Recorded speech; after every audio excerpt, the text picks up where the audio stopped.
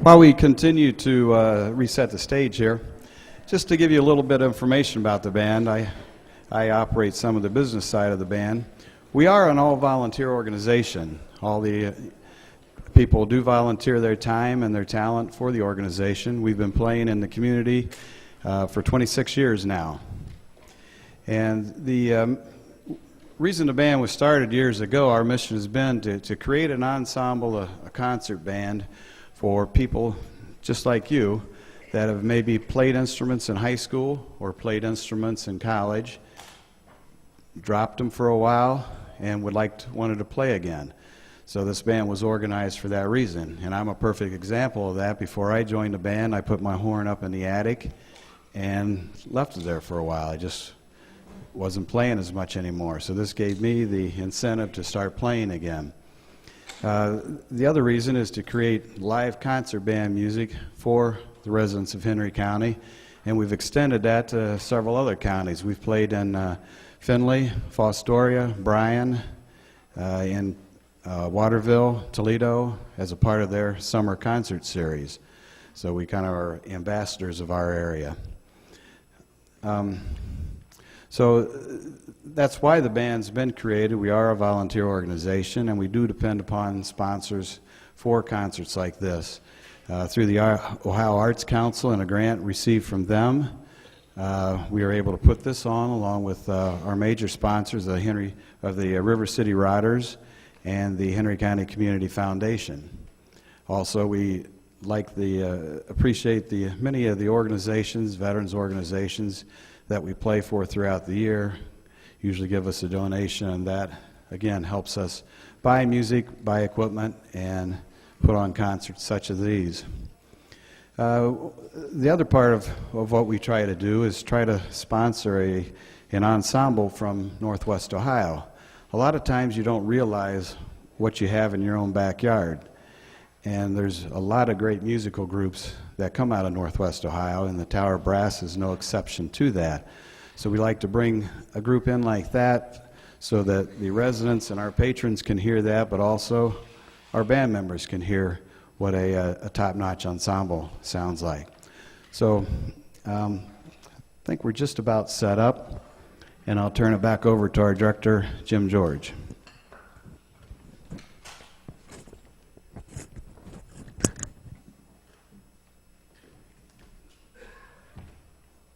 It's my pleasure to talk just a little bit about the brass quintet you're about to hear. I do know some of them personally, and I have heard them many times, and each time I hear them, I'm just blown over by their expertise on the instruments, by their entertainment quality, the high quality of musicianship, and their togetherness as an ensemble. I can certainly appreciate that by just directing this ensemble and playing in ensembles of my own, what it takes to reach that level that they've achieved. And I'm proud to say that some of them are real close to where I live in Bowling Green, and I feel we're very fortunate to have them as close as they are, because they do perform nationally and they have performed abroad as well. Okay, they must be ready. Okay, so I'm not a good joke teller, and my classmates know that, and so I try not to talk any more than I have to. Gosh, without any further ado, please welcome the Tower Brass Quintet.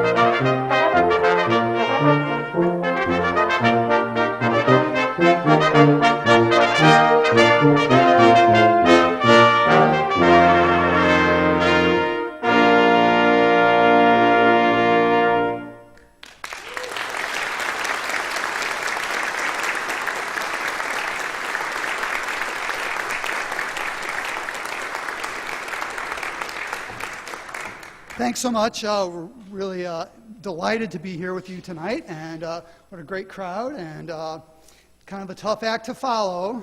This band sounded awesome. Really great arrangements.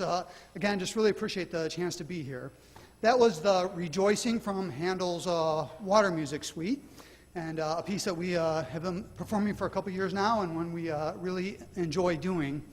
And the next piece we're playing is a Bach trumpet fugue. It's actually a piece originally written for harpsichord, but turned into an arrangement for brass quintet by a arranger named Rosenthal. And I thought I'd talk a little bit about the trumpets that our two trumpet players, Larry and Brian, have brought along, since they brought along so many of them. And since it's a bunch of band geeks here, this would be a crowd that would appreciate that. So Larry started that number with an E-flat trumpet. He also will be playing through the course of the night a B-flat trumpet, a C trumpet, the piccolo trumpet, which we will play on this next one, which is a very small trumpet pitched in B-flat. Brian also brought along his piccolo trumpet as well, and we'll be playing a B-flat trumpet, a C trumpet, and a D trumpet. In addition, Larry brought along his soprano euphonium, or flugelhorn. And he's going to try to play as well as Tom. He's going to have a hard time with that, though, too. I think they have all these instruments because they really just like to play everything in the same key. So by switching the horns around, they can play in the key of C all the time and never have to learn any fingerings. So we're going to continue with a trumpet fugue. This is a piece on one of our earlier recordings. And we're going to follow that with a great setting of an old English carol, Rejoice and Be Merry. When we put these two together, because they both have that same kind of dancing rhythm to them, and we hope you enjoy the two of them.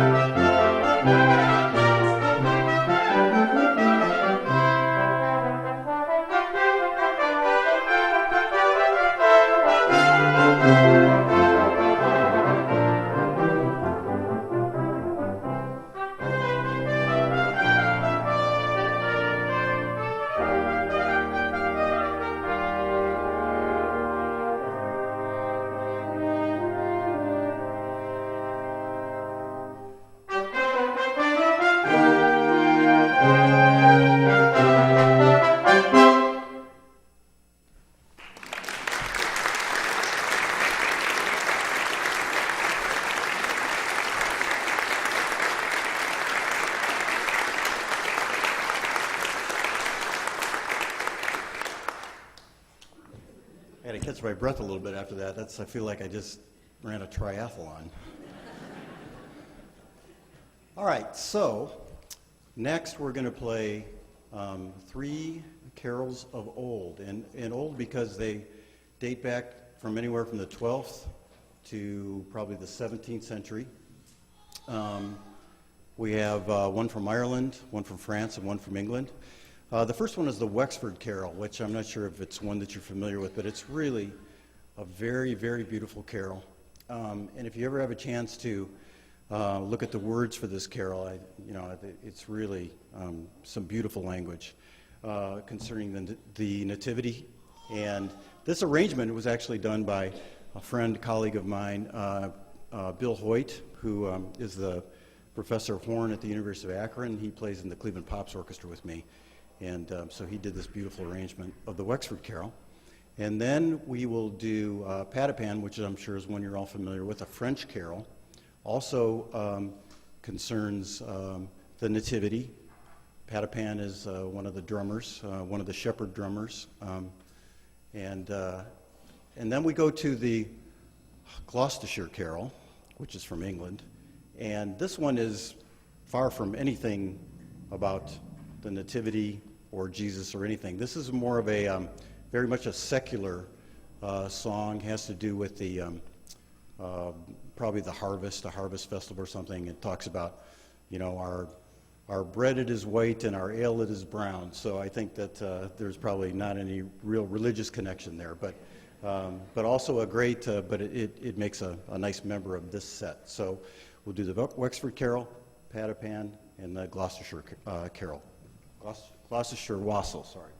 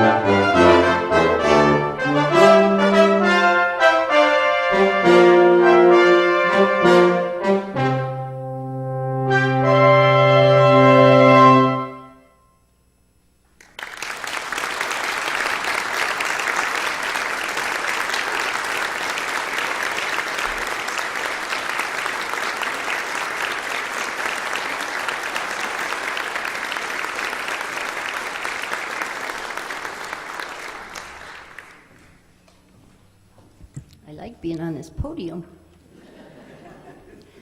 I just wanted to reiterate what Tom said about having this band here in town, because if you aren't a member, it would be great for you to, you are already doing your part by being here as the audience, but it is phenomenal to have this size group in such a small town. And I have to say, as soon as I heard the first sounds of the first piece, it brought back very fond memories of when Jim was actually my colleague, because I too am a band director, but he had awesome bands for many, many years. I think you probably all know that, and you are very lucky to have him devoting his time and energy, because I'm sure that that's the reason the group sounds so awesome. So I'd like to take this minute to thank him for doing that.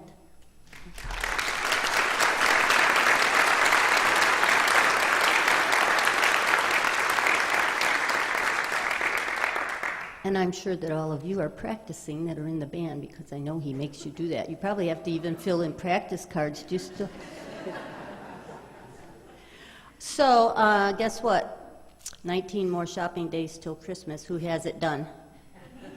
Oh, I do not like those people that raise their hand. But see, there's a lot of people that have not raised their hand, and so we are going to help you out, because we just brought along a multitude of our CDs tonight.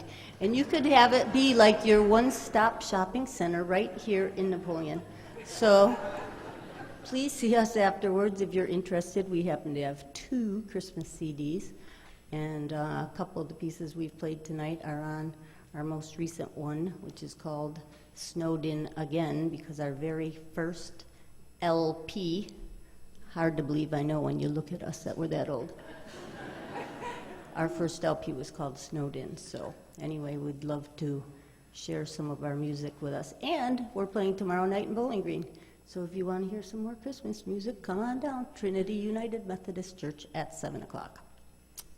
Okay, we're going to continue now with, I think, the only living composer on our part of the program tonight, John Harbison. Very well-known composer, has written a multitude of works, has many numerous prizes to his name, including the Pulitzer Prize, and he credits Bach and Stravinsky as his main influences, and I think you will hear definitely the Bach influence in the next piece, The 12 Days.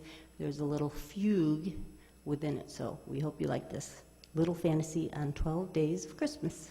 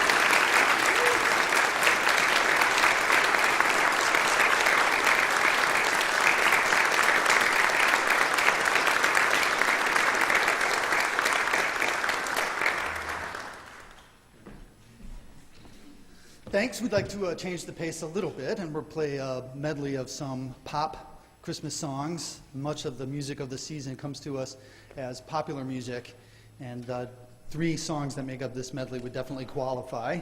The first you've already heard tonight, so we're going to do it again for you. The Christmas song was written by Mel Torme with a friend of his, the lyricist of the song. And the lyricist had been suffering through a really long, hot spell in Los Angeles and had been writing notes to himself about things to make him feel cooler, like chestnuts roasting on an open fire, Jack Frost nipping in your toes. And Mel Torme sits at the piano and sees these lyrics, and they start fooling around with it. And 40 minutes later, the song's written. The Christmas song, one of the most recorded songs of all time, not just of Christmas music. The second song comes from the 1966 musical Mame. We Need a Little Christmas. In the show, she's just gone through the 1929 stock market crash, and she's trying to cheer everyone up. So they launch into a rousing little march, We Need a Little Christmas. And the last comes from the 1942 film Holiday Inn. The most, what'd you tell me, Larry? The most sold?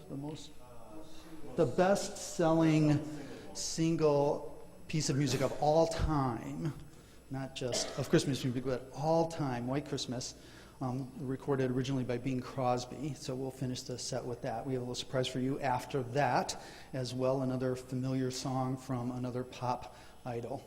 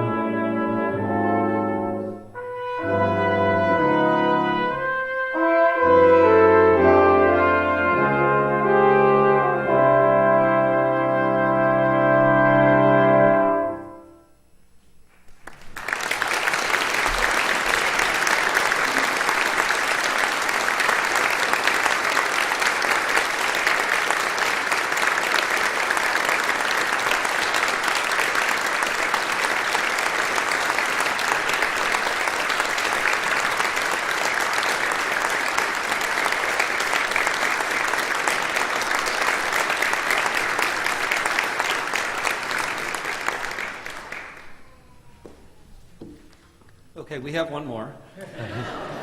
My very favorite, and unfortunately the oldest running, and the longest running animated Christmas special.